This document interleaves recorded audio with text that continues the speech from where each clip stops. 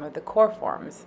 In this form, you will first mark the risk level of case closure. While there should be no risk or very low risk once you close a case, there are situations where the child may die or you may lose contact with the child, and you close the case, but you know that that risk was still medium or high at case closure.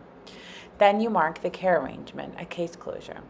We do this to make sure that we're aware of who is caring for the child and have gone through that thought process and ensure the child does have care. Please avoid editing this drop down. The closure process marks the date of meeting with the supervisor by the caseworker, so that moment where there's agreement that the case can be closed, and date of meeting with the child and their parents to inform that the case will be closed because the case plan objectives have been met. You mark whether the case closure has been discussed and agreed with the child, yes or no, and then has the case closure been discussed and agreed with the parents or caregiver, yes or no, and if not, you would specify why not.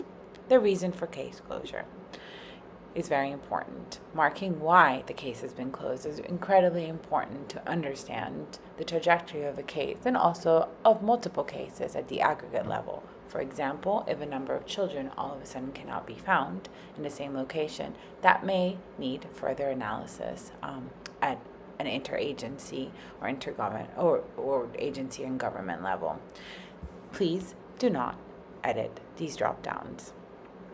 If you want to add additional details and a reason for case closure, the space has been provided here.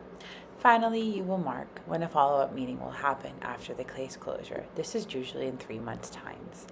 You will mark how the child can be contacted, and if not directly, through whom, whether the child provided consent or assent to be contacted for feedback at the time of case closure, and if the parents or caregiver did.